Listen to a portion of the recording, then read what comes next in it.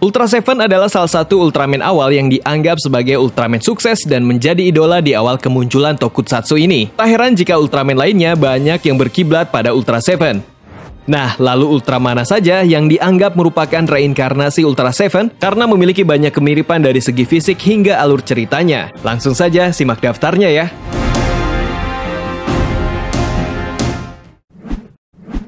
Ultraman Taro. Ultraman Taro adalah Ultra Warrior termuda dan merupakan anak dari ayah Ultra dan ibu Ultra. Walaupun begitu, penampilan Ultraman Taro justru nggak mirip kedua orang tuanya, melainkan mirip dengan Ultra Seven. Nah, ternyata Ultraman Taro adalah konsep awal dari Ultra Seven yang akhirnya dibatalkan. Tapi jika dilihat selisih berdasarkan serialnya, Ultra Seven dan Ultraman Taro merupakan sepupu karena ibu Ultra adalah saudara kandung dari ibu Ultra Seven. Jadi kemiripan mereka berdua termasuk wajar dalam dunia Ultra maupun dunia nyata ya guys.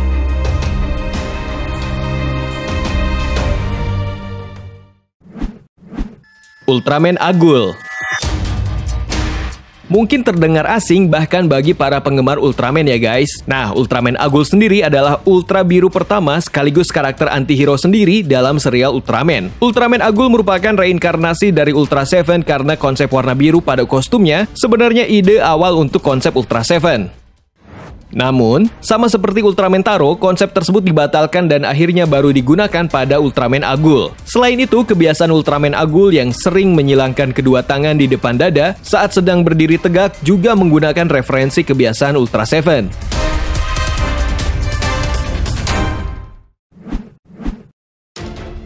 Ultra Seven 21. Dari namanya saja, pasti sudah banyak yang menebak kalau Ultra Seven 21 merupakan reinkarnasi dari Ultra Seven. Ultra Seven 21 sendiri adalah rekan dari Ultraman Neos.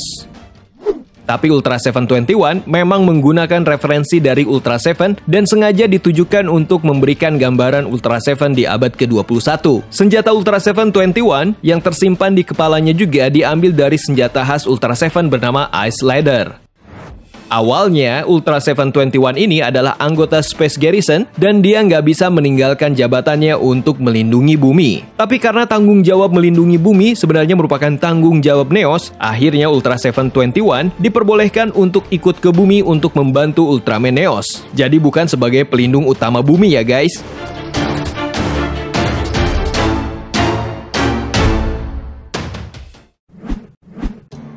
Ultraman Max.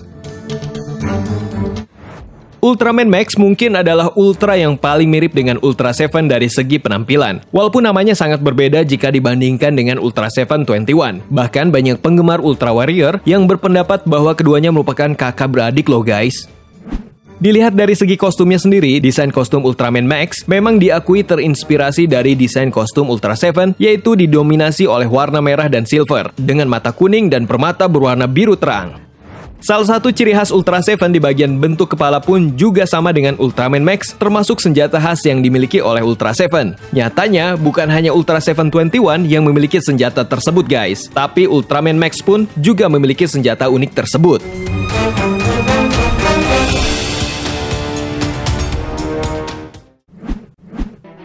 Ultraman Justice. Ultraman Justice merupakan rekan Ultraman Cosmos dan anti-hero kedua setelah Ultraman Agul. Walaupun sangat jarang muncul di serial Ultraman Cosmos, tapi Ultraman Justice termasuk salah satu Ultraman terkuat loh guys. Ditambah lagi, Ultraman Justice bisa bergabung dengan Ultraman Cosmos dan menjadi Ultraman Legend yang tentunya jauh lebih kuat dan gak terkalahkan. Nah, ternyata Ultraman Justice yang sangat ditunggu-tunggu kemunculannya oleh para penggemar ini merupakan kombinasi dari Ultra Seven dan Ultraman 3.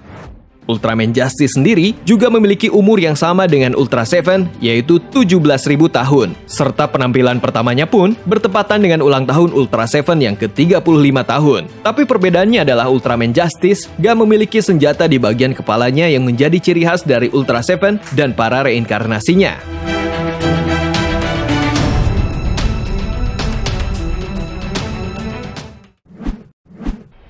Ultraman Zero.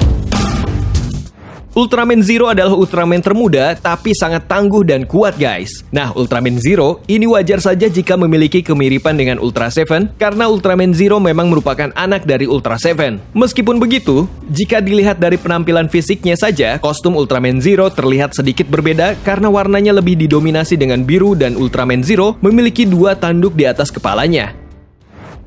Tapi, Ultraman Zero memang mewarisi kedua senjata Ultra Seven, termasuk Ice Ladder yang tersimpan di bagian kepalanya. Fakta menariknya, awalnya Ultraman Zero direncanakan menjadi Ultra Seven AX dengan kostum yang sama seperti ayahnya, yaitu berwarna silver dan merah. Tapi tentunya, rencana tersebut dibatalkan sehingga jadilah Ultraman Zero yang diperkenalkan oleh Suburaya Production sekarang. Walaupun berbeda sedikit, tapi tetap mirip ya.